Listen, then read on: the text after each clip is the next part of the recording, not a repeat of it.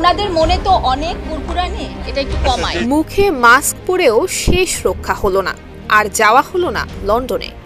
বিমানবন্দরেই আটকে গেলেন ঢাকায় চলচ্চিত্রের সমালোচিত নায়িকা নাসরিন আক্তার নিপুণ। ঢাকা থেকে সিলেট হয়ে তিনি যুক্তরাজ্য যাওয়ার পথে ওসমানী বিমানবন্দরে তাকে জিজ্ঞাসাবাদ শেষে ফেরত পাঠায় ইমিগ্রেশন পুলিশ।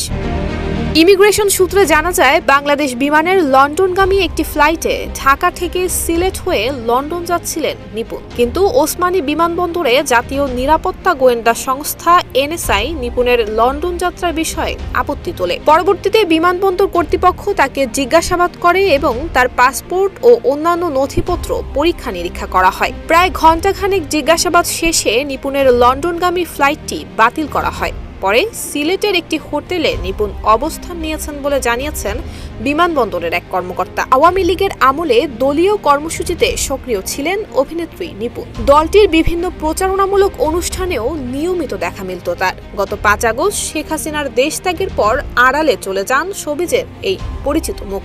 তবে তার বিরুদ্ধে কোনো মামলা না থাকায় আজ বিমানবন্দর থেকে ছেড়ে দেয়া হয় তাকে। নিপুণ আক্তার পেশায় চিত্রনায়িকা হলেও সেই পরিচয়কে ছাপিয়ে শেখ পরিবারের সদস্য শেখ সেলিমের ছত্রছায়ায় তিনি হয়ে ওঠেন অপ্রতিরোধ্য। অপারগতা যেন নিপুণের ডিকশনারিতেই ছিল না।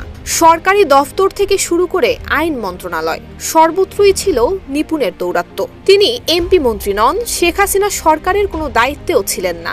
তারপরেও এই প্রভাবের উৎস কি, নেপথ্যে আসলে কে, বিষয়টি ছিল বরাবরই বিতর্কিত। 2016 সালের জানুয়ারিতে অভিজাত এলাকা বনানীর কামাল আতাতুর্ক এভিনিউতে নিপুণ গড়ে তোলেন প্রসাধনী ও লাইফস্টাইল কেন্দ্রিক প্রতিষ্ঠান টিউলিপ নেইলস অ্যান্ড স্পা। সাধারণত শেখ সেলিমের মতো নেতা পার্লার উদ্বোধনের কথা না থাকলেও নিপুণের এই পার্লারের আনুষ্ঠানিক উদ্বোধন করেছেন তিনি। এই পার্লারকে কেন্দ্র করে বনানীর মতো অভিজাত এলাকায় নিপুণ গড়ে তুলেছিলেন অনৈতিক বাণিজ্যের বৈধ হাট। তার পার্লারে কর্মরত কোনো নারী অনৈতিক কাজ করতে আপত্তি জানালে তাকে মামলার ভয় দেখানো, পুলিশ ডেকে আনা এবং রেগে গিয়ে মারধরেরও অভিযোগ রয়েছে নিপুণের বিরুদ্ধে।